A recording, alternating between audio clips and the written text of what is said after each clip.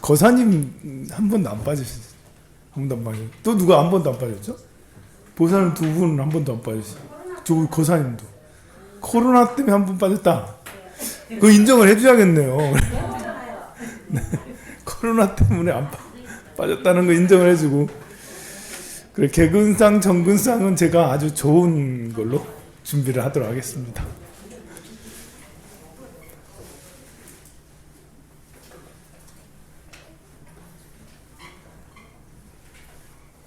이제 우리가 이제 3,000년 전에 불교, 현재 불교, 3,000년 전에 불교하고 현재 불교랑 정말 많이 달라요. 그 197페이지예요. 197페이지. 3,000년 전에 부처님 당시의 불교하고 지금의 세계 각국의 불교 거의 원형을 유지한 나라는 거의 없어요. 이제 원형에 제일 가까운 데는 이제 미얀마나 스리랑카 이런 데가 아직도 비슷한 부분이 있다.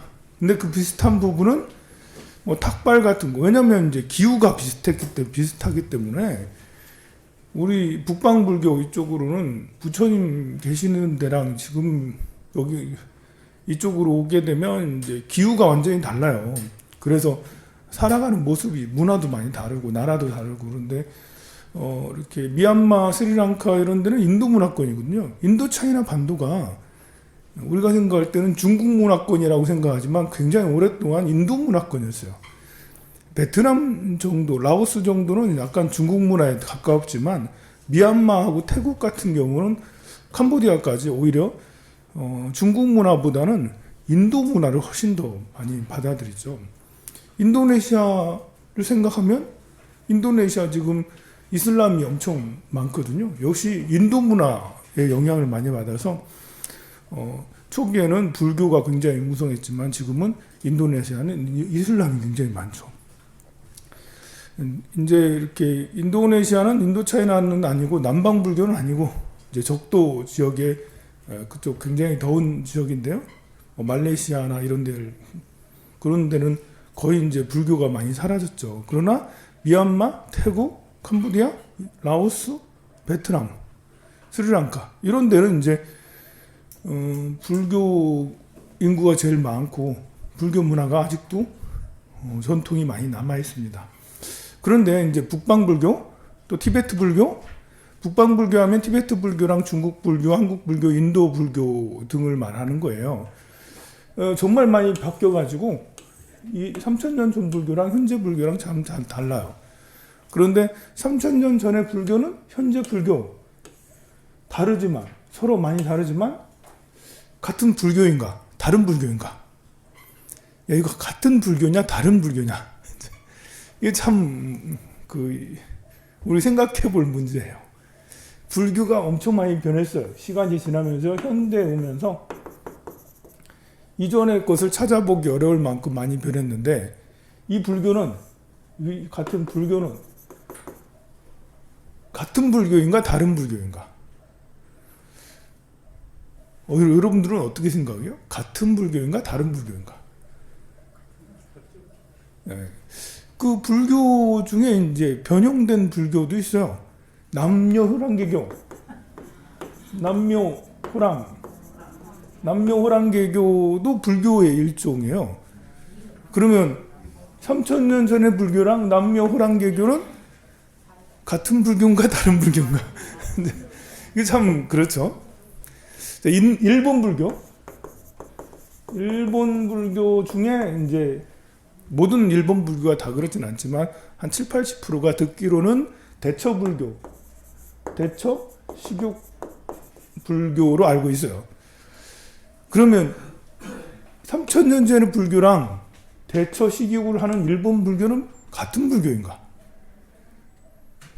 우리는 남녀호랑개교는 뭔가가 좀 약간 사이비 느낌이 나는 실제로 가면 사이비 아니에요. 대단히 훌륭한 종교 생활들을 하고 있습니다. 근데 일본 불교는 대처 식육을 하고 있어. 그럼 이 불교랑 이 불교는 같은 불교인가 다른 불교인가? 대한불교 조계종, 현대 조계종. 우리 조계종은 3000년의 불교, 3000년 지나서 현대의 조계종인데 같은 불교인가 다른 불교인가? 우리가 여기서 이제 변화의 폭이 받아들이기 어려울 정도면 야 이건 불교는 좀 다른 불교다 하고 변화가 정상적으로 이루어졌으면 우리는 같은 거라고 생각을 하죠. 자, 10세 때, 10살 때 나, 60살에 나, 10살에서 50년이 지났어. 내가 10살 때, 3살, 4살이었을 때 나, 그리고 60살이었을 때 나. 같은 난가 다른 난가? 같은 난가요? 다른 난가요? 네. 같긴 한데 어떻게 같아? 10살 때는 키도 50cm 뭐 이렇게 3살 때 3살 키도 50cm 밖에 되지 않았어요. 지금은 1m 70이요. 그러면 13살 때의 나와 60살 때의 나는 같은가 다른가? 나라고 하는 인식은 시간이 지나도 3살 때나 나는 똑같은데 그럼 모든 게 변했어요. 모습이 변했죠. 부모님은 안 변했어요.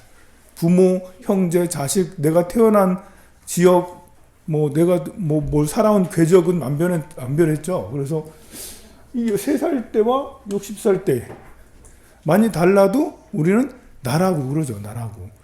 내가 죽기 전까지는 나예요. 자, 그러면 죽고 다음 생은 난가 아닌가? 다음 생에 지옥에 떨어지든 아니면 그 천상에 가든 같은 요 3살 때의 나와 다음 생의 나는 같은가 다른가? 이제 같죠. 연속적으로 있으니까.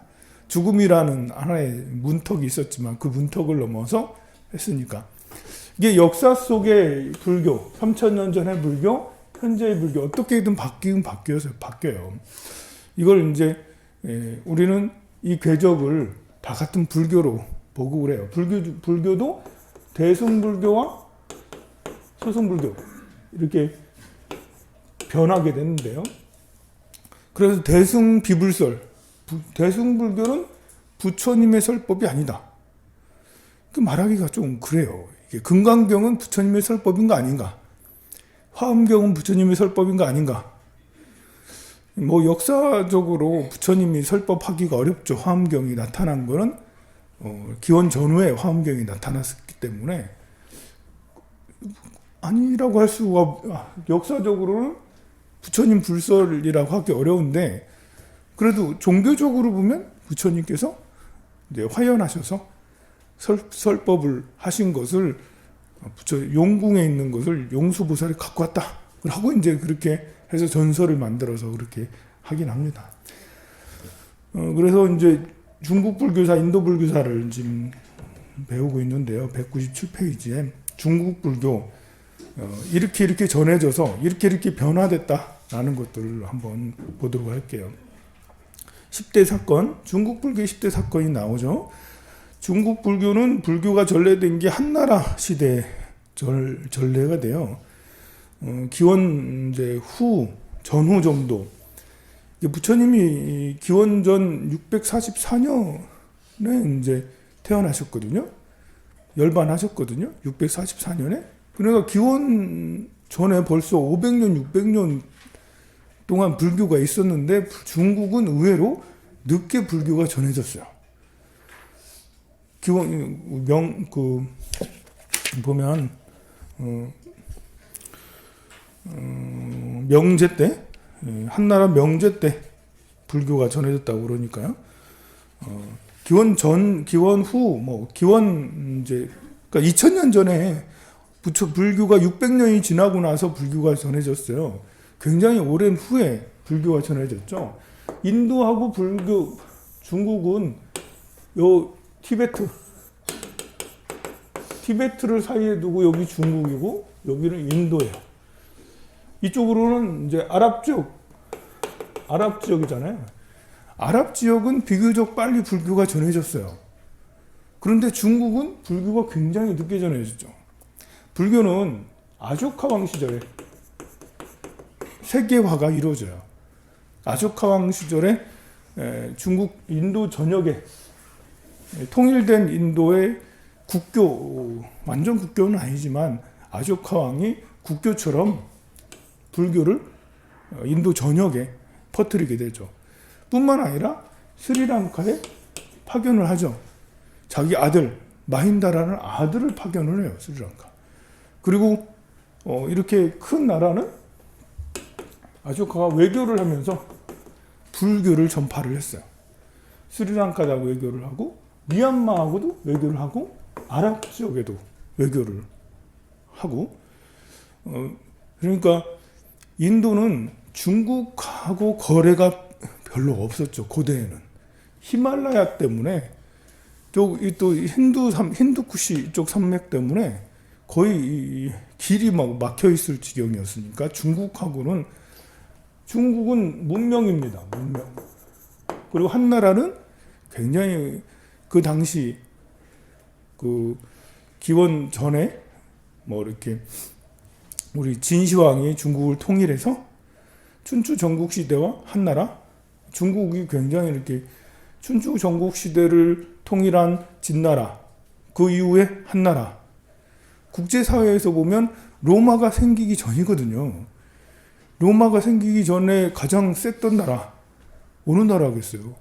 로마가 생기기 전에 이쪽에 알렉산더 그리고 이제 페르시아 굉장히 대제국이었죠. 페르시아가 먼저 이제 대제국을 이뤘고 그거를 깬 게 알렉산더가 깼어요.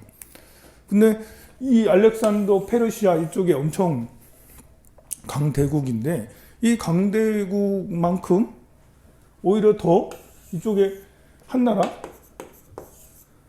굉장히 큰 대단한 문명이 이루어지고 있었죠. 서로 연결은 거의 되지 않았지만 근데 이 연결되는 시기가 바로 여기 실크로드가 열리면서 연결이 되게 되는 거예요. 실크로드가 3,000년 전에 4,000년 전부터 그 실크로드가 있었던 게 아니고요. 실크로드는 기원 전후에 열리기 시작해서 기원 후에 정말 활발하게 거래를 했었죠. 반면에 이쪽에 인도하고 아랍 지역하고는 해안으로 연결이 돼 있고 그리고 여기 비록 이제 큰 산맥이 있긴 하지만 육로로도 갈 수가 있었어요. 그래서 알렉산더의 동방원정은 먼저 페르시아를 격파하고 더 나아가서 인도 본토까지 들어오게 되죠. 그리고 알렉산더는 인도 본토에서 죽게 되죠. 그만큼 인도와 이 아랍 지역, 중동 지역하고는 서로 알렉산더 시절부터 서로 왕래가 있었다라고 나라가 하나가 된 적도 있었죠. 이 하나가 된 적이 있었기 때문에 나라가 이제 교통이 서로 막혀져 있었던 그곳에서 나라가 하나가 되면 문화가 하나가 돼요. 이제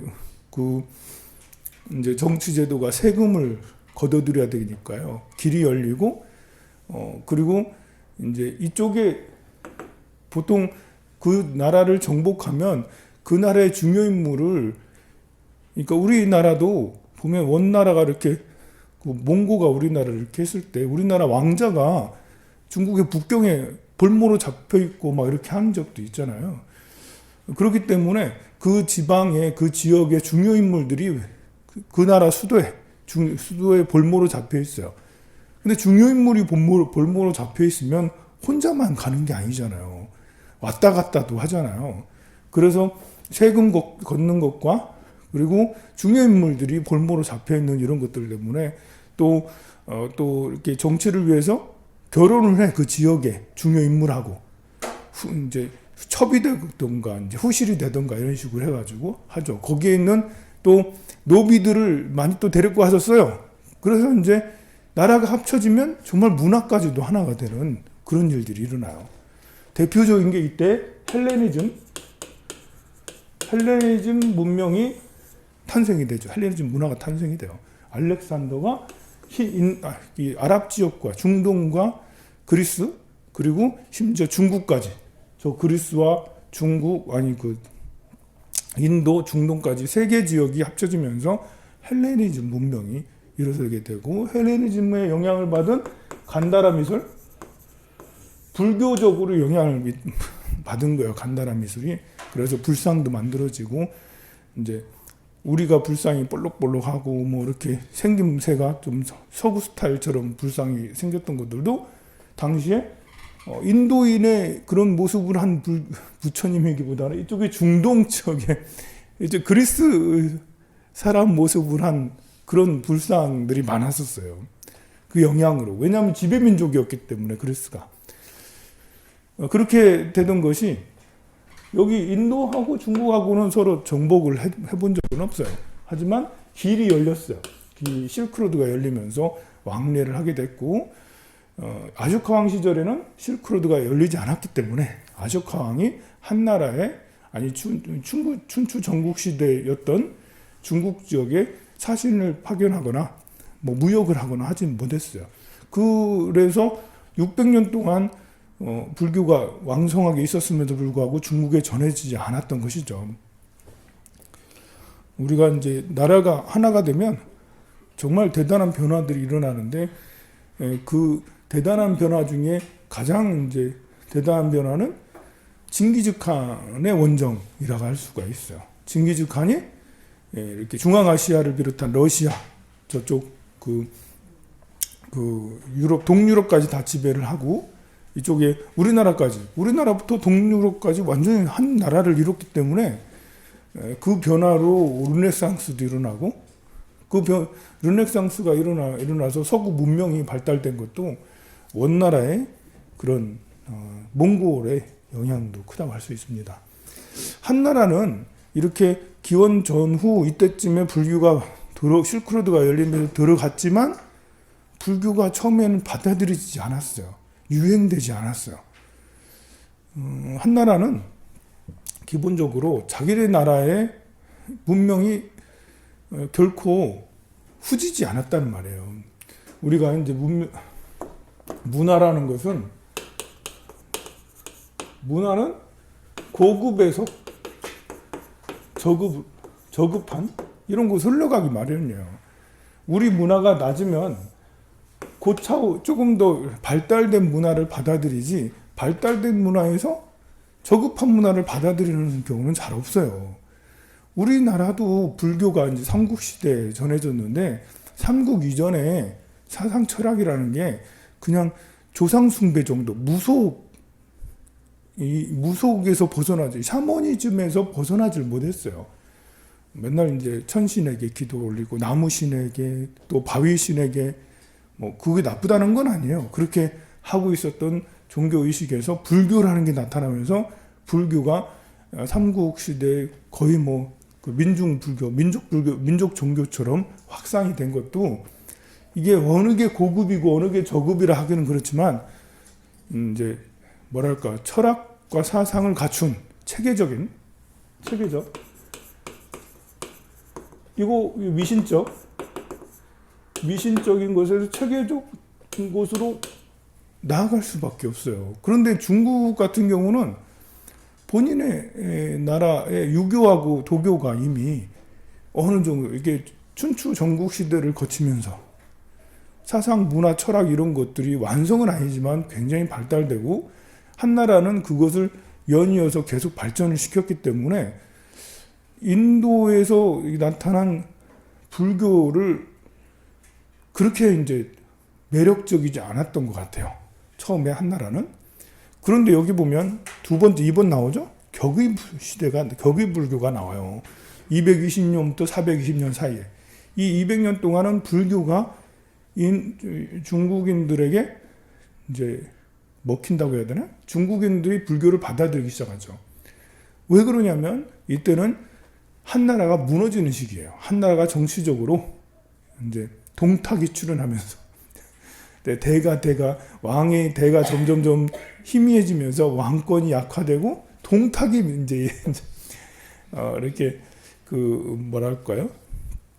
그 관료들이, 하여간 왕권이 약화되고 관료들의 어떤 부정부패가 심화되고, 그런 그 동탁이 나타나고, 이렇게 조조가 나타나고, 그리고 우리가 아는 요비, 관우, 장비 이런 분들이 나타나면서 중국의 한 나라가 다 무너지죠.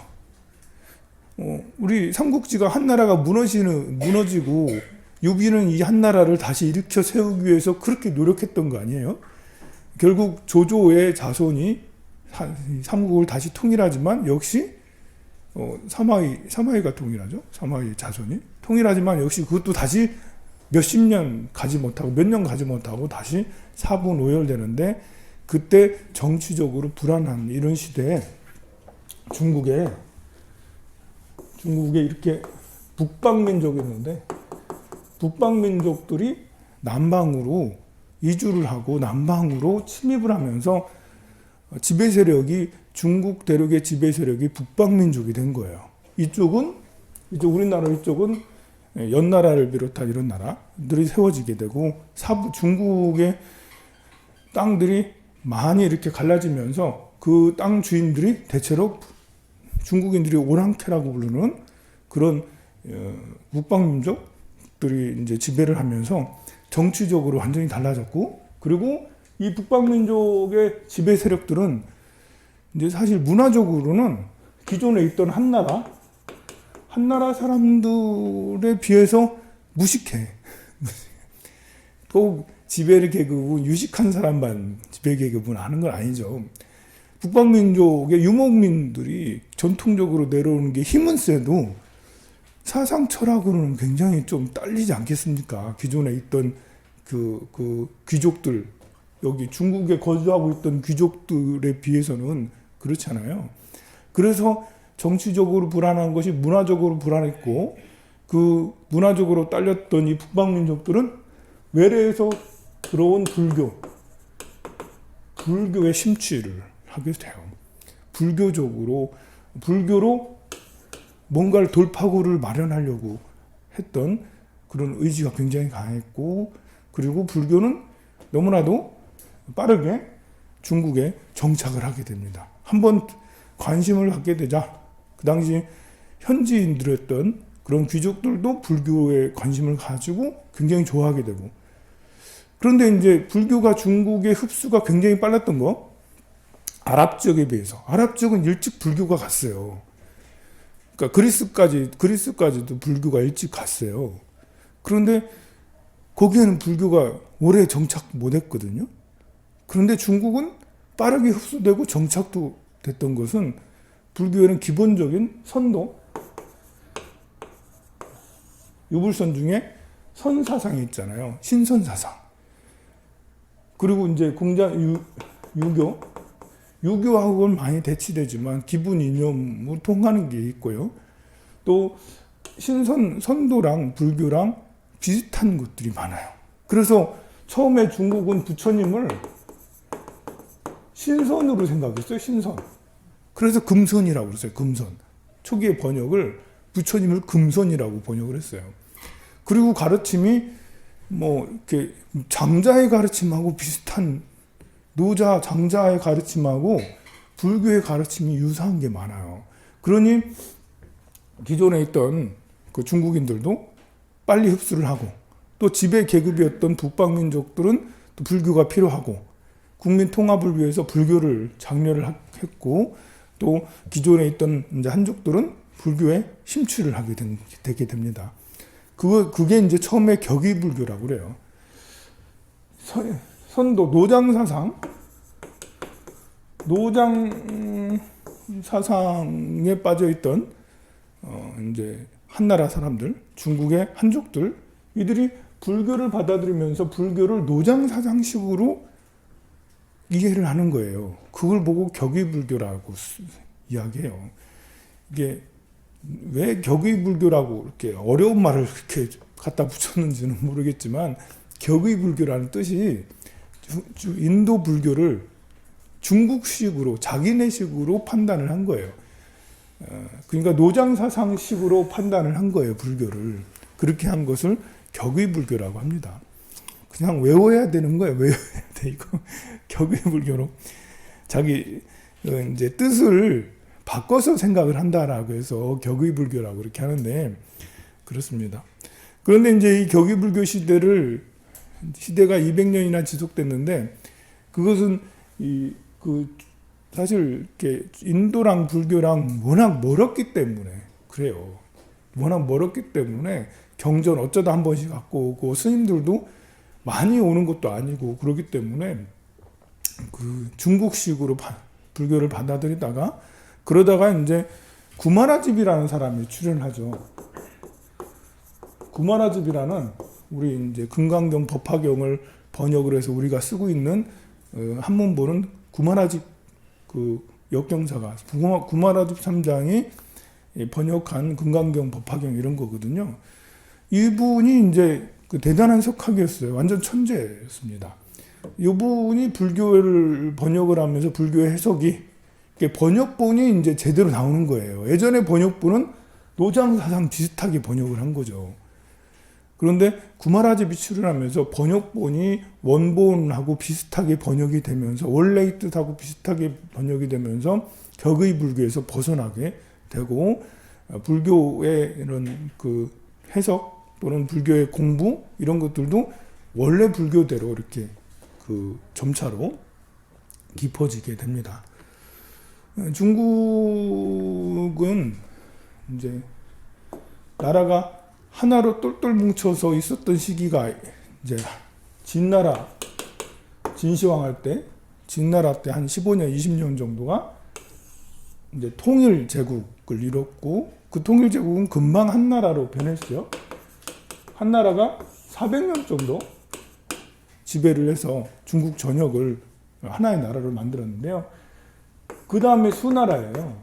수나라, 당나라 이렇게 있는데 이 한 나라하고 수나라 사이에 기간이 거의 450년? 4,500년 정도 돼요.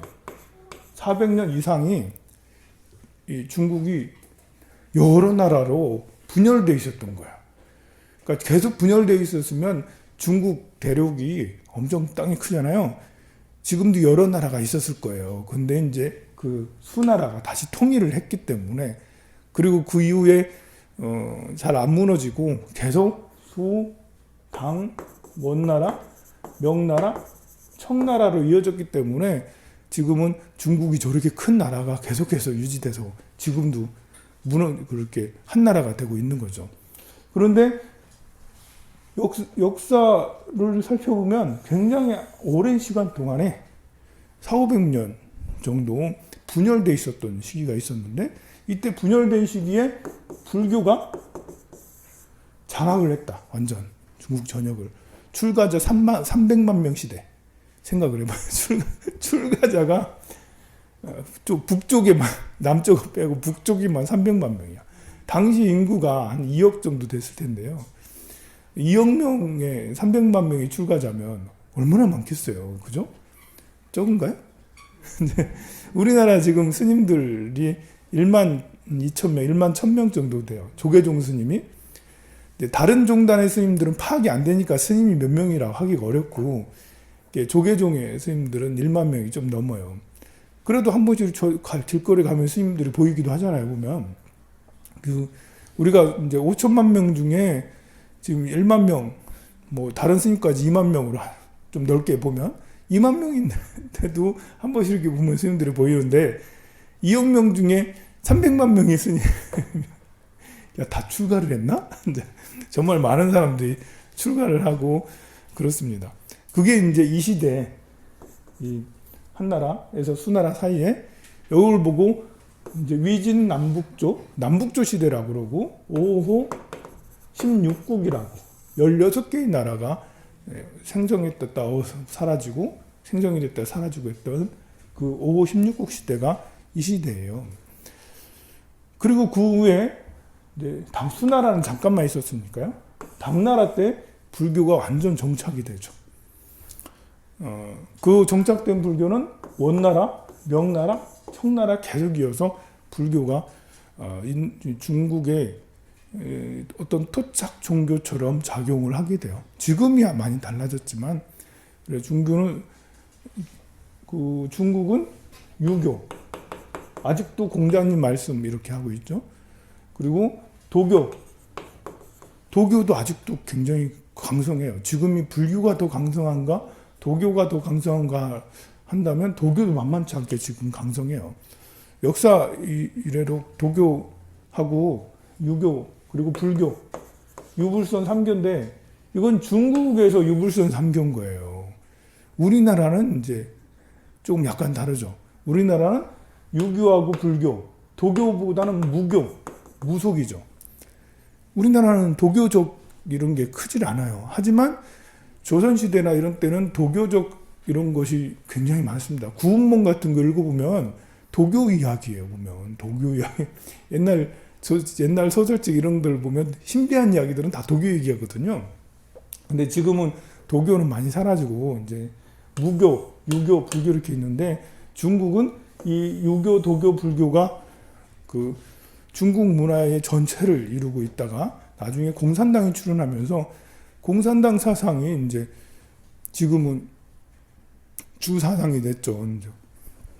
그래서 구마라집이 중국 진출해서 401년에 했고 부교와 북주의 패불.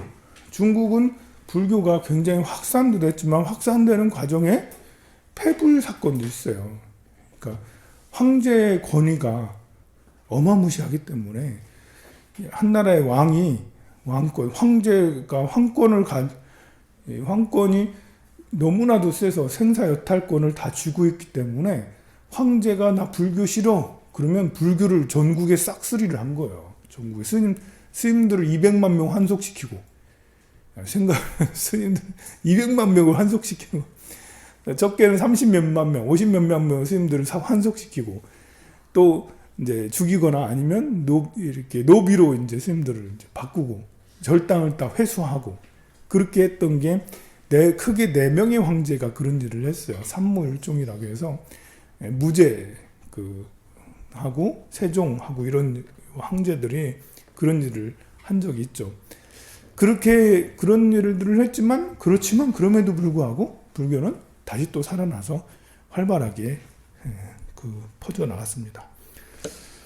5번에 이렇게 보면 보리달마의 중국 도착. 이게 중요한 것이 이제 선종의 시작이에요. 우리 한국 불교는 선종이라고 그랬잖아요. 그게 보리달마가 중국에 도착한 게 502년에서 549년 사이에 선종의 원류는 벌써 1500년 전에 일어났고요. 그리고 이제 현장의 신번역, 구마라집의 구마라집은 구번역 시대고요. 현장 스님은 신번역 시대예요.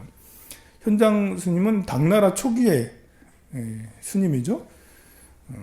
그래서 현장 스님이 새로 번역을 하는 우리가 반야심경, 마반야바라밀다심경 아까 외우고 했는데 그것은 현장 스님 번역본을 쓰고 있어요. 금강경은 구마라집 번역본을 쓰고 있고요. 그리고 이제 7번에 보면 남종선의 번역이 있습니다. 500 몇 년에 보리달마가 중국에 도착했지만 선종은 초기에는 크게 번역하지 못하고 있다가 그 당나라 시대에 이제 불교가 선종이 크게 이렇게 확산이 된 것도 측천무의 영향도 커요. 측천무가 이제 불교 완전 이제 불모라고 할 정도로 불사를 많이 진행하고 스님들을 잘 모셨어요. 스님들을 황실에 초청을 해서 법문을 맨날 듣고 전국에 불사를 하고 불교를 크게 흥하게 했는데요. 화엄경을 번역하고 이러면서도 측천무구가 그렇게 다 했습니다. 그 중에 이제 남종선의 신수, 북종선의 신수, 남종선의 신의 대사 이런 를 황실에 초청해서 크게 융숭하게 대접을 하면서 이렇게 관심 못 받던 육조 해능 스님이 관심을 받게 되고 선종이 관심을 받게 되면서 그때부터 비약적인 발전을 이룬 게 선종이에요. 그래서 선종이 크게 확산되는 것도 측천무하고 또 관계가 있다. 이제 측천무는 참 끼는 데가 많습니다. 자, 대장경의 간행. 이거는 송나라. 우리나라는 이제 고려 거란이 침입했을 때 대장경을 간행하겠는데요. 우리나라가 최초로 대장경을 만든 건 아니고 송나라가 이미 최초로 대장경을 만들었어요. 대장경이라면 불교의 모든 경전을 하나의 창고에 다 집어넣은 거예요. 하나의 창고에 이 서각을 따로 만들어서 뭐 금강경이면 금강경, 화엄경, 법화경 모든 경전을 다 이제 하나로 만들어서 판각을 한 거죠. 목판을 만들어서 거기에다 저장을 만들었기 때문에 그것을 이제 최초로 한 게 이렇게 송나라 시대에 한 거고, 우리나라는 이제 거란족이 침입하면서 우리나라도 그것을 본받아서 우리나라도 대장경, 부처님 말씀을 편찬해야겠다 해서 초조대장경을 만들지만, 초조대장경은 대구 부인사에 보관됐다가 나중에 몽고가 침입했을 때 모두 다 불타 없어지고 다시 제조대장경을, 다시 한번 대장경을 만든 것이 지금의 해인사에 있는 고려대장경이죠. 자, 9번에 보면 이제 가나선의 탄생. 가나선의 원류는 보리달마에게 있고요. 이제 남종선 번역하는 7번에 있는 남종선 번역은 선종이 발전하는 거고, 그리고 가나선이라고 이먹고 해서 이제 뜰 앞에 잣나무니라라고 이걸 가지고 수행하는 것이 가나선의 탄생입니다. 그리고 그 이후로 가나선은 중국의 중요한 불교가 됐죠. 10번에 민중불교 이런 것들도 있는데요. 자, 그럼 198페이지로 넘어가세요. 불교 전례의 경로. 이게 이제 지금은 1대1로 뭐 이렇게 중국이 하고 있는데, 실크로드를 이제 약간 모방한 거죠. 실크로드를 카피한 거예요. 중국이 세계화가 된 것이 이제 실크로드가 열리면서 세계화가 된 것처럼 이렇게 중국이 미국을 넘어서 이제 자기들이 이제 세계 제일 국가로 도약하겠다. 중국몽 이제 시진핑이 등극을 하면서 중국은 자세가 완전히 바뀌죠. 여러분들도 잘 알다시피 덩샤오핑은 도광양회라고 해서 나의 빛을 숨기자. 그리고 이제 미국을 그냥 따르고 있자. 나는 칼을 갖고 있어도 칼을 보이면 안 돼. 그냥 옆에서 이제 꼬북노로 타고 이렇게 조용히 지내자. 경제 발전이 크게 이루어지기 전까지는. 그래서 덩샤오핑이 자기의 일생도 그랬어요. 이렇게 자기 일생도 마오쩌둥 뒤에서 그림자처럼, 마오쩌둥이 어떤 때는 마오쩌둥에 밀려서 지방에 이제 유배당하기도 하고, 마오쩌둥의 정책이 잘못됐을 때 좀 해보려고 노력도 하기도 했었는데, 결국 마오쩌둥이 죽으면서 덩샤오핑이 이제 진짜 이빨을 드러내고 그 뒤 장악을 했는데, 근데 이제 마오쩌둥은 본인이 전면전에 또 나서지 않아요. 신기하게. 사람이 권력력이 좀 약간 다른 권력력을 가지고 있는 것 같아.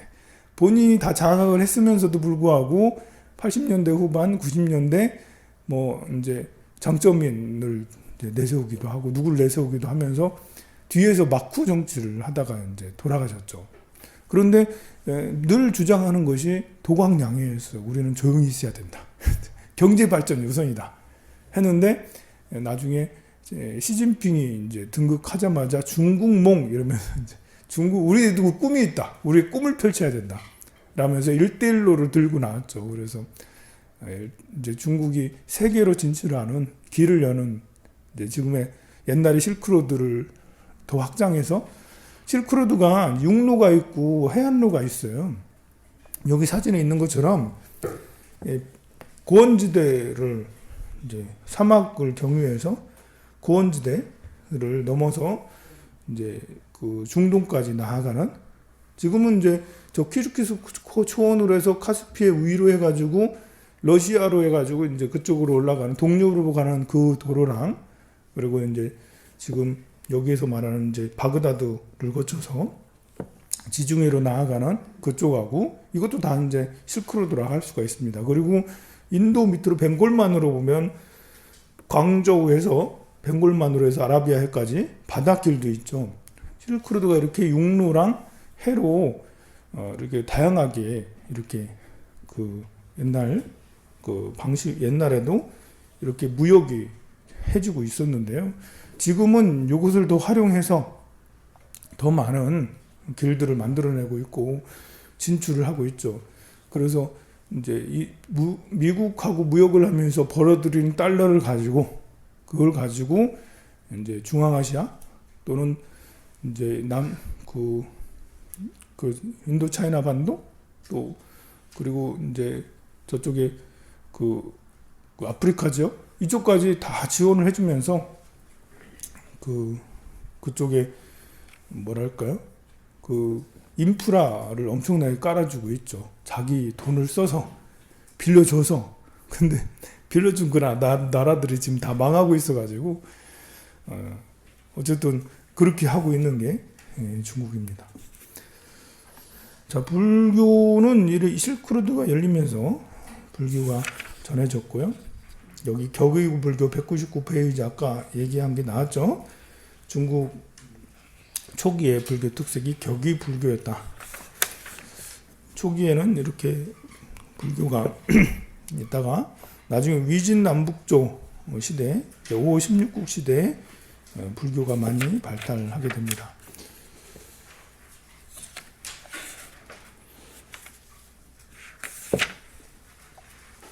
(204페이지에) 보면 이제 중국에서 인도로 이제 국법 여행을 간 스님들이 많이 계세요.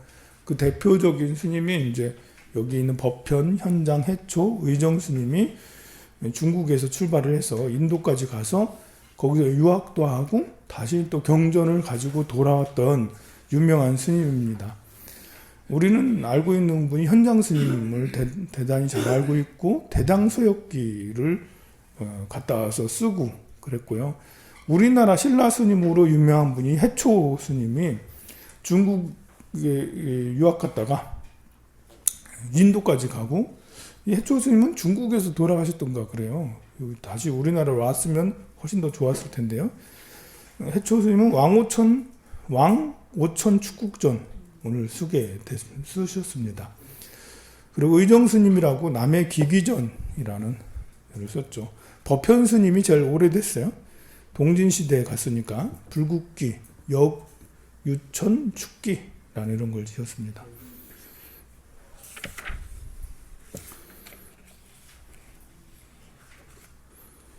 다음에 이제 206페이지에 보면 양나라 불교에 무제 불교가 있어요.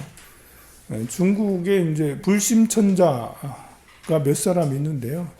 불심천자 중에 제 1위는 어쩌면 측천무라고 할 수가 있고, 이제 그 다음으로 불심천자 역대 그 다음으로는 이제 양무제라고 할 수가 있습니다. 양무제가 집권하는 동안 정말 많은 불사가 이루어졌죠. 달마대사하고 서로 연관이 있는 분이 양무제입니다. 그리고 자비도량 참법을 지은 분도 이제 양무제가 자비도량 참법을 지었죠.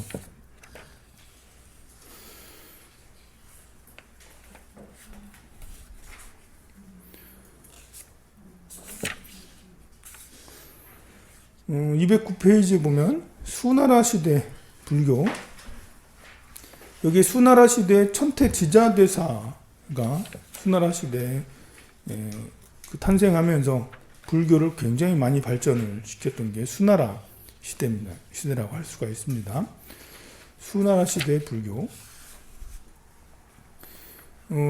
이 천태지자대사가 유명한 것은 법화종의 탄생이에요. 우리 이제 화엄종은 당나라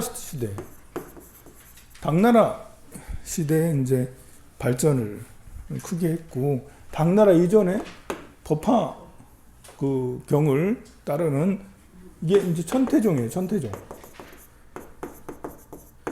우리 법화종이라 하지 않고 천태종이라고, 지금도 이제 천태종 있잖아 우리나라에.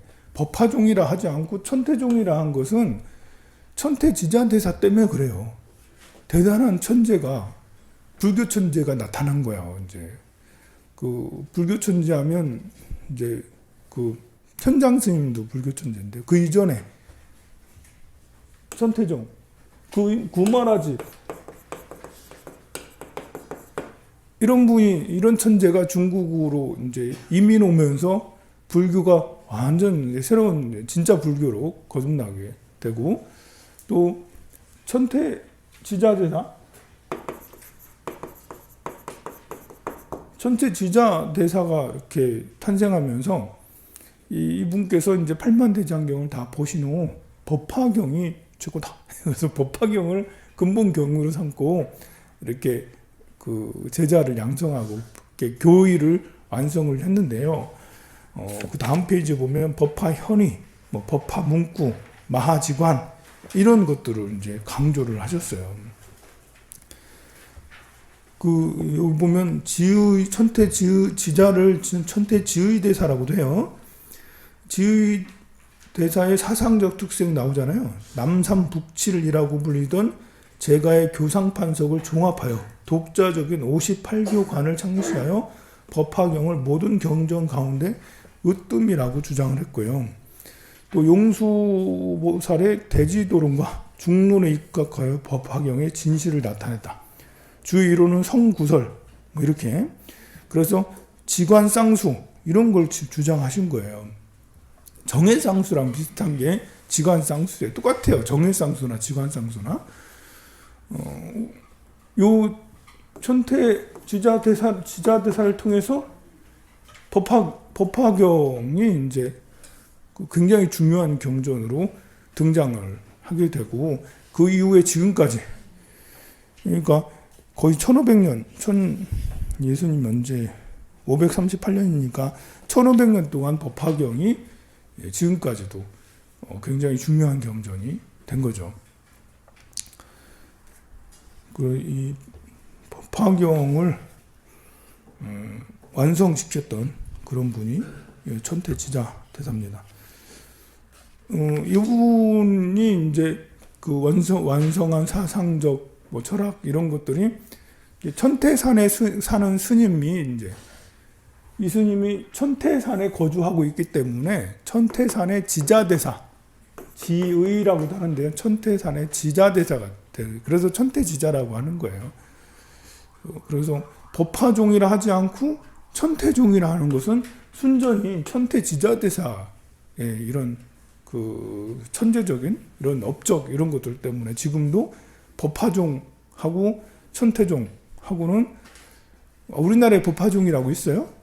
근데 그 종단은 이제 그렇게 주류 종단이 아니고 삼류 종단이라 할 수가 있어요. 우리나라 주류 종단은 조계종, 천태종, 또 그 태고종 이렇게 3대 종단이 주류 종단이라고 할 수가 있는데 법화종은 어디 있나 법화종이? 있긴 있는데 차차를 찾아보기가 어려워요. 근데 법화종이라 하지 않고 천태종이라고 지금도 하고 있습니다. 우리나라 천태종하고 본래 그럼 천태지자대사의 천태종은 같으냐? 그런 것 같지는 않고요. 구인사의 스님께서 왜 그런지 모르겠지만 천태종이라고 하셨어요. 구인사 스님은 교리적으로 밝은 스님이 아니었던 것 같은데 상월 스님 있잖아요. 상월조사. 이렇게 출가를 하셔서 경전을 많이 봤다는 얘기는 들은 적이 없거든요. 출가를 하셔서 이제 구인사 산골짜기에서 수행을 하시고 공동체를 만들어 수행을 하셨는데 그때 사람들을 많이 낫게 하셨다. 그래서 구인사 가서 병 나은 사람들이 그렇게 많아요. 그 이후로 급격하게 교세가 확대되어서 스님께서 교리적 강의를 많이 하셨다는 이런 얘기는 별로 없고 스님께서 하루 종일 일하셨다라는 얘기는 스님께서 사람들을 데리고 거기 밭에 가가지고 산 넘어 밭에 가가지고 하루 종일 안 나을 수가 없어. 병난 사람이. 그 구인사에 들어가면 하루 종일 일해야 되니까 그 좋은 자연 환경에서 아직도 이제 그 봉사자들만 있고 있는데요. 게으리 청정하고 또 직접 심고 직접 가꾼 그걸 이제 먹고 소식하고 또 일하고 소식하고 저녁에는 밤새 연불 하고 관세음보살 낮에는 하루 종일 이제 가서 일하고 언제 교리 공부를 하겠어. 교리 공부를 한 적이 별로 없으신 것 같은데 어떻게 해서 천태종이라고 만들었는지는 잘 모르겠어요. 그 당시에 나도 살았던 게 아니고 그러기 때문에. 하지만 신의 한 수였다. 천태종이라고 이름을 지어서 그 이후에 이제 그 천태종이 굉장히 교세가 확장이 되면서 대학교도 만들고, 금강대학교가 천태종인가 그렇죠. 그리고 많은 신도들이 이렇게 생기면서 지식인들도 구인사에 많이 다녔거든요. 교수님들도 많이 다니고, 그래서 천태지자대사와의 천태종을 끌어와서 지금은 이제 그 서로 연관이 돼서 우리의 원료는 저 천태지자대사의 천태종이다. 이렇게 논문도 많이 쓰고 이렇게 해서 그렇게 갖다 너무 훌륭한 장명을 잘하셨어요. 장명. 우리 조계종은 장명이 좀 그래. 이제 이름이 좀 그렇잖아. 이게 개가 될 수도 있잖아.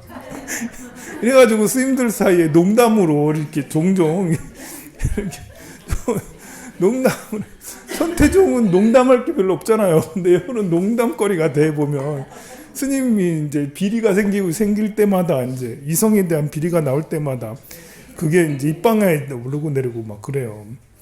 그래서 지금의 우리 조계종이 잘못됐다는 이름이 나쁘다는 건 아니지만 이제 조계종은 육조 해능스님, 육조 해능스님, 육조예요. 육조 해능스님께서 거주하시면서 교화했던 그 산이 조계산이에요. 그 조계산에서 스님께서 말년에 설법도 하시고 거기에서 이렇게 교화를 많이 하셨기 때문에, 그래서 그걸 보고 우리는 조계종이라고 그렇게 이름을 지었던 거죠. 이제 이렇게 그 고려시대에 보조 진울선사께서 조계의 이런 물결 이렇게 하시면서 조계라는 말을 쓰셨는데요. 처음에는 이제 우리 일제시대에 불교가 새로 우리끼리 이렇게 하면서 조계종이라 하지 않았고, 처음에는 태고종이라고 해서 태고종. 태고 보우선사의 이렇게 선맥을 받았다. 이제 임재 스님의 선맥을 받아서 태고 보우선사가 임재종의 선맥을 받아서 이렇게 했기 때문에 우리는 태고종이다.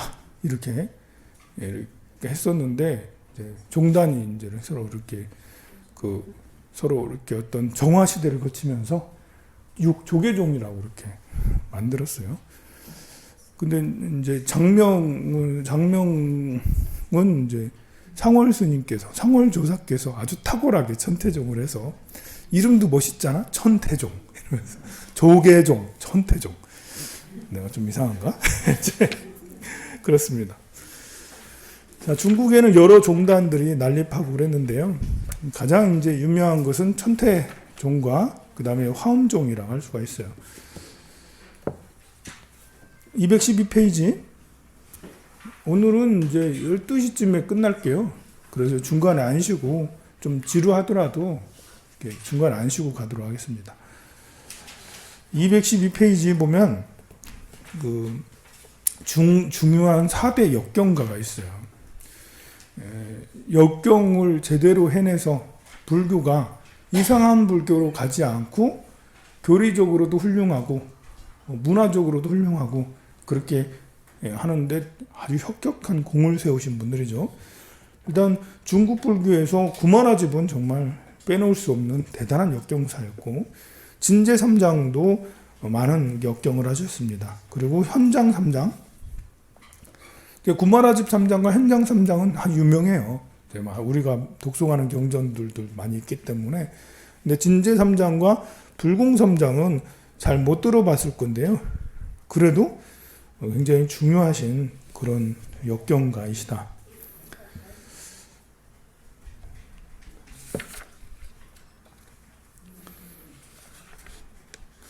214페이지 화엄종으로 갈까요? 3론종도 있고 뭐 이렇게 그 법상종도 있고 많은 종단이 있는데, 우리는 이제 딱 2가지만 기억하면 돼요. 아니 3가지만 기억하면 돼요. 천태종, 화엄종, 정토종, 이 3가지. 지금도 이제 굉장히 영향을 주고 있는. 화엄종은 이제 화엄종의 계보가 이렇게 나오죠. 두순 스님, 지엄 스님, 법장 스님 이렇게 의상 스님 이렇게 나가는데요. 이제 그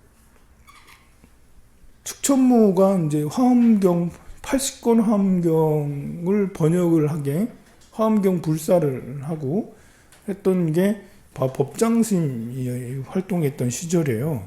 이때부터 이제 화엄종이 굉장히 크게 확산됐어요. 그러니까 초기에 두순 스님, 지엄 스님까지만 해도 화엄종은 그렇게 크게 대단한 종이 아니었고 종남산에 그냥 작은 절이었어요. 작은 절. 우리 그 의상 스님께서는 본래 현장 스님한테 가서 현장 스님에게 그 유학을 해서 거기서 배우려고 했었던 거거든요. 우리 원효 스님, 의상 스님이 중국에 유학 가잖아요. 유학 가기 전에는 야, 우리 현장 스님한테 가서 불법을 배우자 해가지고 그렇게 출발을 한 거예요. 목표가 없이 가지 않고 그냥 막연하게 중국 가자 이런 게 아니고 당나라에 유학을 가는데 당나라에 대단한 석학이 있는데 그분이 현장 스님이란다 해서 목표는 현장 스님한테 가려고 했는데 이상하게 원효 스님은 중간에 빠지고 의상 스님은 현장 스님한테 가지 않고 종남산에 지엄 스님을 찾아갔어요. 그리고 화엄경을 공부했죠. 뭐 이렇게 인연이라는 게 참 묘한 거예요. 현장 스님은 이제 삼론종 같이 이제 법상종처럼 이렇게 왜 반야심경 같은 이런 현장 스님은 이렇게 반야경을 주로 많이 번역을 많이 하셨거든요. 그래서 색즉시공, 공즉시색 같은 이런 논리를 더 많이 잘 하셨던 분이 현장 스님이에요. 그런데 지엄 스님은 아니 우리 의상 스님은 지엄 스님한테 가서 화엄경을 공부했고 화엄경을 공부해서 지엄 스님 우리나라에 돌아왔고 그 이후에 우리나라는 화엄의 나라가 됐어요. 우리나라에서 역사적으로 가장 중요한 경전은 화엄경이에요. 금강경보다도 화엄경이었어요. 우리 옛날 스님들 그 전기를 다 읽어보면 신라시대 때 고려시대 때 스님들 전기를 읽어보면 어디에 가서 화엄학을 전공했다. 그리고 나서 중국에 가서 유학해서 돌아왔다. 선종의 선종의 스님들조차도 처음에는 우리나라에서 어디 가서 어느 스님한테 화엄경을 배우다가 어느 산에서 화엄경을 배우다가 그리고 중국에 가서 선종을 해서 참선을 해서 돌아와서 우리나라의 구산선문을 창시했다. 다 거의 대부분 이러거든요. 지금에야 이제 금강경을 최고로 치지만 역사적으로 신라시대 고려시대 때는 화엄경 불교를 했다 하면 다 화엄경을 했다라고 할 정도로 했어요. 그것이 이제 의상 스님의 영향도 굉장히 큰 거죠. 인연이라는 건 신기해요. 의상 스님이 그 화엄경을 하지 않고 다른 천태종 가가지고 법화경 이런 걸 했으면 어쩌면 지금 우리나라에서는 법화경을 굉장히 크게 했을 수도 있겠는데 의상 스님이 화엄경을 하면서 우리나라가 이제 화엄학의 나라가 고려시대, 신라시대 때였습니다. 화엄종의 기본 60권 화엄경이 본이 3개가 있어요. 60권 화엄경, 80권 화엄경, 40권 화엄경인데 우리가 많이 쓰는 게 80권 화엄경을 많이 써요. 화엄종의 기본 교리 이렇게 성기설 이렇게 있는데요. 성품이 이제 본래 모든 중생에게는 불성이 다 있다라는 불성 사상이 화엄경의 기본이라고 할 수 있어요. 사종법계, 사법계, 이법계, 이사무의 법계, 사사무의 법계. 화엄경의 교의가 약간 난해하고 좀 어렵습니다만 시편연기, 육상원용 이런 것들이 화엄경의 이야기입니다. 화엄경의 교판 해석 이렇게 있는데요. 서승교, 대승교, 종교, 돈교, 원교. 원교가 뭐 어떻고 돈교가 뭐 어떻고 종교가 뭐 어떻고 대승시교, 소승교 이런 것들을 다 화엄학에서 나타난 이야기예요. 여러분들은 별로 안 들어봤을 거예요. 근데 자비도랑참법을 이렇게 독송하다 보면 돈교, 점교, 원교 이런 말들이 나오거든요. 보면 이게 우리나라가 화엄학이 발달됐기 때문에 그런 것입니다. 의상대사가 지은 법성계 이것은 화엄경을 공부를 다 하고 마지막 논문이에요. 이제 그 지엄 스님한테 자기 스승님한테 이제 제가 이렇게 화엄경 공부하고 이제 신라로 돌아갈 것 같은데요. 스님 봐주세요. 해가지고 자기가 공부한 10년 동안 공부했던 것들을 개송으로 딱 올린 게 법성계거든요. 그 다음에 정토종. 이제 정토종은 법화종, 화엄종, 정토종.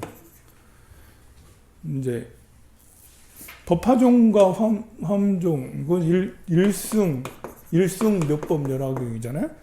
이건 통합. 이렇게 삼승을 일승으로 돌이킨다. 이제 삼승이라는 것은 소승, 대승, 성문, 성문승, 연각승, 보살승을 삼승이라고 그래요. 근데 일승묘법에서 이렇게 그 한승으로 불승, 일불승이라고 그러죠. 일불승으로 이제 돌이켜 세우는 것을 법화경이 가장 중요한 거고, 화엄경은 일체유심조. 모든 것은 마음에서 만든다. 라는, 법화경은 부처님의 이제 부처님의 이제 수기받는 이걸 굉장히 중요하게 여기고, 또 이렇게 일불승을 다른 거 없다. 법화경만이 뭐 이렇게 그거다라는 그런 일불승을 굉장히 강조를 해요. 근데 화엄경은 일체유심조인데 이 마음이 불성, 마음은 부처다라는 불성 사상의 기초로 해서 성기서를 기초로 하죠. 정토종은 내세 사상, 극락세계, 아미타불. 여기 일불승은 석가모니 부처님의 이런 그 가르침의 핵심 사상을 얘기하는 거예요. 일불승은. 그리고 이 석가모니 부처님의 부처님 이게 부처님은 영원하다. 영원무구한 영원 실성을 얘기를 하는데, 부처님의 수명이 장원하다. 부처님이 과거 부처님, 현재 부처님, 미래 부처님. 과거의 부처님이 출현을 하셔서 현재의 부처님으로 이어지고, 이런 그 부처님이 이렇게 계속 출현하시는 이런 것에 대해서 얘기하는 것이 법화경인가 하면, 화엄경은 부처님은 비로자나 부처님밖에 안 나오고, 여기에는 많은 보살들이 나와서 설법을 해요. 그러니까 화엄경은 부처님이 주가 되지 않아요. 화엄경은 보살들이 나와서 보살 사상을 이야기를 해요. 남을 도와야 된다. 뭐 이렇게 그 이타행을 해야 된다. 부처님한테 공양을 올려야 된다라는. 그래서 화엄경은 민중 사상에 가깝다. 이제 그 남을 돕는 이타행을 하는, 부처님한테 불공을 올리는 이런 것을 굉장히 중요히 여기는 게 화엄경이에요. 법화경은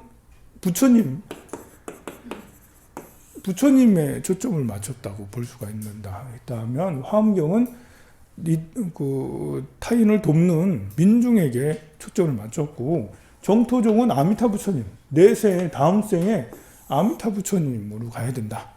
극락세계에 가야 된다라는 그런 가르침이죠. 그래서 이제 우리는 불교를 내가 불교를 공부한다 이러면 법화경의 이런 핵심 가르침, 이런 것들을 반드시, 부처님의 수명은 장원하다. 부처님이 일대사 인연을 해결하기 위해서 이 세상에 오셨다. 부처님의 수기 받는 이런 부분, 이런 거를 반드시 잘 이해를 하는 것이 좋고요. 또 화엄경 공부하기가 좀 어려워요.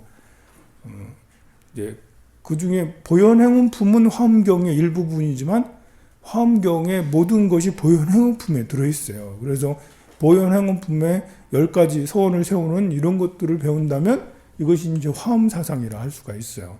그러니까 보현 행업품을 독송하면서 이렇게 부처님의 가르침이 이렇게 10가지 행원을 실천하는 거구나 라는 실천 위주의 그 민중을 위한, 남을 위한 그런 이제 불교가 바로 화엄 불교라 할 수가 있죠. 그리고 나무아미탑을 하면서 다음에 극락세계 가고 아니면 이 현실도 극락으로 만들겠다라는 이런 서원을 세우는 것이 바로 정토종이라고 할 수가 있습니다. 네, 불교 공부에 굉장히 중요한 축이고 이것은 또 마음 공부에도 중요한 거예요. 마음 공부에도. 이 화엄의 사상처럼 일체유심조 굉장히 중요하잖아요. 그리고 법화경을 통해서 영원성을 배울 수가 있어요. 그리고 정토종을 통해서 내세의 희망, 다음 생의 희망을 또 배울 수가 있죠. 그 다음으로 이제 216페이지로 넘어가서 선종의 전개. 네, 우리 다른 종하고 좀 다르게 이 법화종이든 화엄종이든 정토종이든 이건 불보살이거든요. 불보살님을 모시면서 수행하는 이제 부처님과 보살을 모시면서 수행을 하는 거예요. 경전들이 보면 법화경도 화엄경도 정토종도 마찬가지고 아미타 부처님의 세계에 가야 된다니까. 그리고 이제 법화경하고 화엄경도 모두 다 부처님하고 관계된 건데 선종은 좀 특이해요. 선종은 이제 그 어떤 경전을 근본으로 삼진 않아요. 선종은 명상의 이제 그 수행 위주의 명상 수행을 하는 수행 위주의 종파가 바로 선종이에요. 수행하는데 금강경이 제일 중요하다. 그래서 우리나라는 이제 소위 경전을 금강경으로 삼았을 뿐인데요. 선종은 그래서 이렇게 불보살이 중요하기보다는 스승이 중요해요. 스승이. 그래서 보리달마, 해가대사, 그 다음에 승찬대사, 도신대사, 육조, 해능대사 뭐 이렇게 스승의 이름이 중요한 거예요. 그러니까 화엄종이나 법화종이나 정토종은 스승이 별로 중요하지 않아요. 화엄종의 스승이 전법을 해서 쭉 내려왔다라는 계보 이렇게 별로 안 중요하거든요. 외우지도 않고 거기 나오지도 잘 않고 정토종도 마찬가지고 법화, 천태종도 마찬가지예요. 스승이 별로 중요하지 않아. 왜냐하면 불보살님이 중요하니까. 불보살님 전에 귀하고 공양하고 이렇게 불보살님 명호를 막 부르고 이런 것이 더 중요한 거였어요. 그러나 선종은 불보살 명호를 부르는 게 중요한 게 아니에요. 선종은 불림문자가 나오죠. 교회별전 직지인심 견선성불 217페이지에 보면 한문으로 나와 있습니다. 한문으로 크게 써져 있잖아요. 불림문자, 문자를 세우지 않는다. 문자를 세우지 않는다는 것은 언어를 세우지 않는다. 이제 말에 빠지지 않는다는 건데 문자를 세우지 않는다니까 진짜로 책을 안 봐. 우리나라 스님이 그랬어요. 문자를 세우지 않는다니까 진짜 책을 안 봐.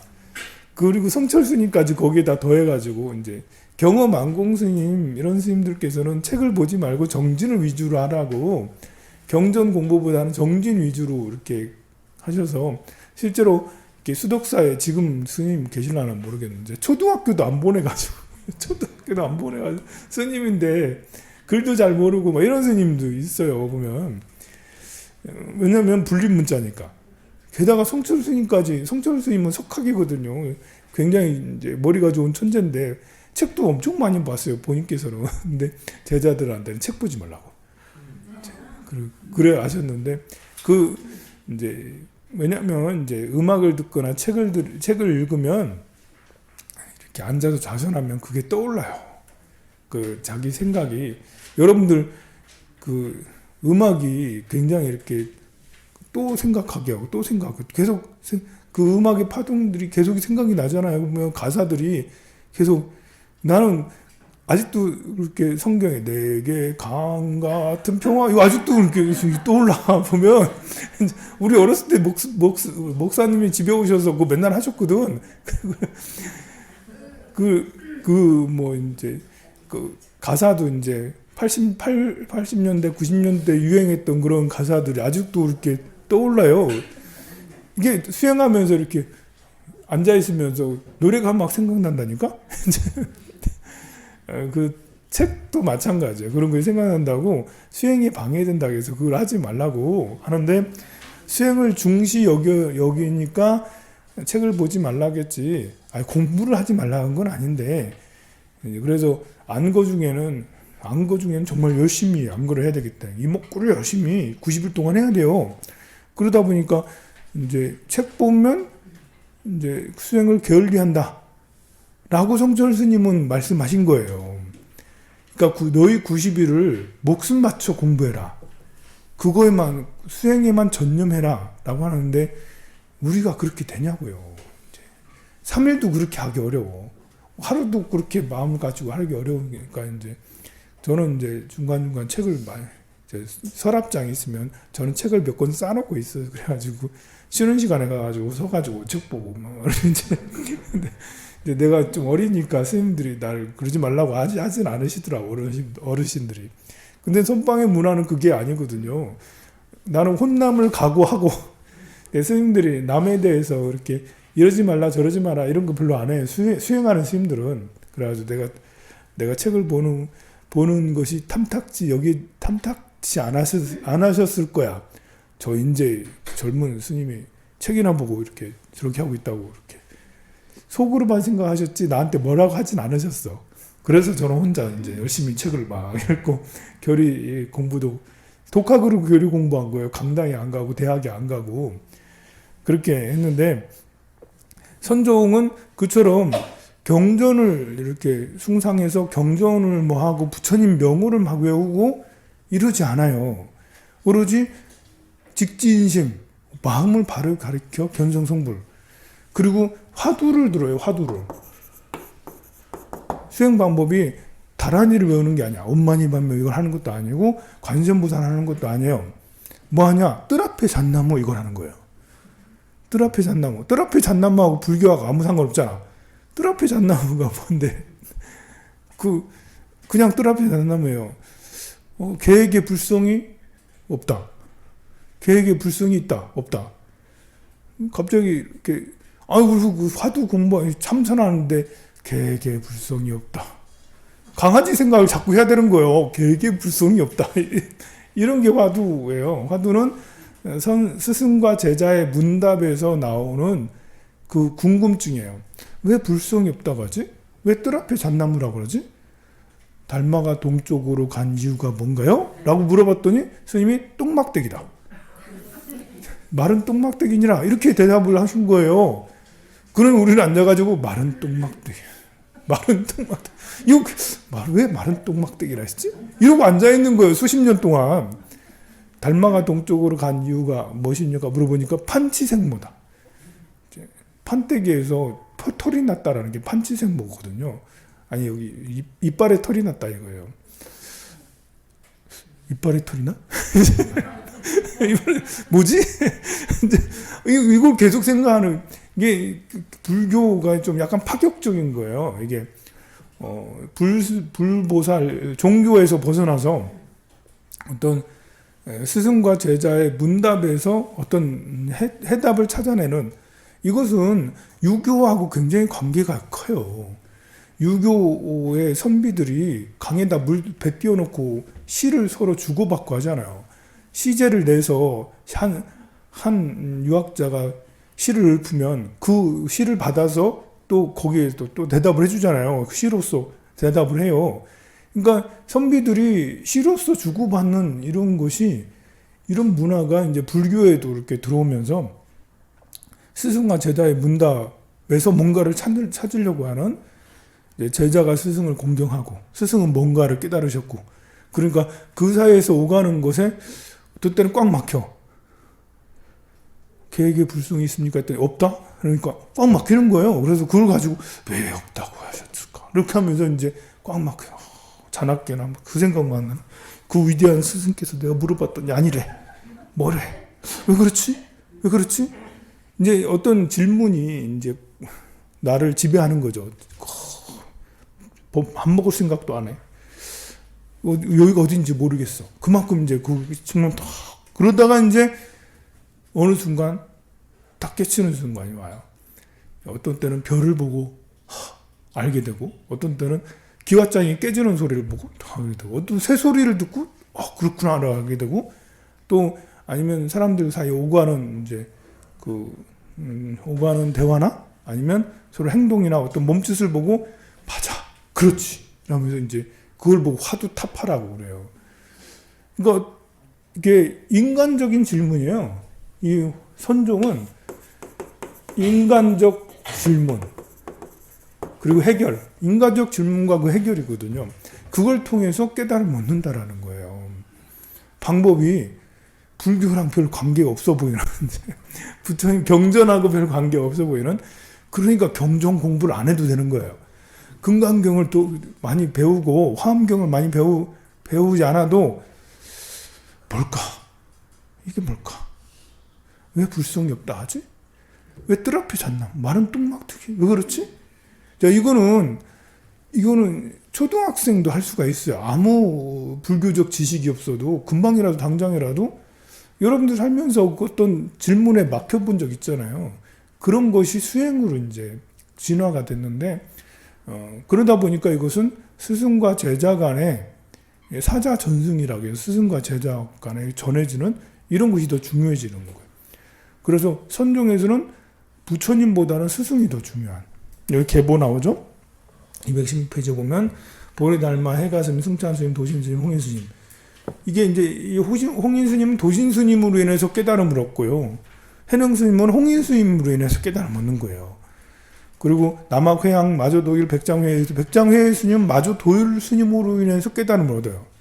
그러니까 부처님한테 절하다가 깨달음을 얻고 경전을 읽다가 깨달음을 얻는 게 아니라 그 스승님으로 인해서 내가 깨달음을 얻는 거예요. 그래서 법을 그렇게 사자 전승으로 이어지게 되는 거죠. 이것이 이제 이렇게 해서 이제 사람이 많아지면 분파가 나눠지잖아요. 이렇게 해서 5가 7종으로 처음에는 북종선, 남종선, 북종선, 남종선으로 나눠져요. 예. 그러니까 오조 홍인대사까지는만 해도 하나로 쭉 이어오다가 홍인대사가 제자가 조금 많아요. 이제 북종선, 신수대사가 이제 홍인대사의 그 사찰을 이어받으면서 제자들까지 받으면서 홍인대사가 북종선으로 가고, 홍인대사의 제자 중에 이제 뭐랄까요? 이제 완전히 이제 아웃사이더 스님이 있어요. 쫓겨난 스님, 해능 스님. 파격적인 스님이죠.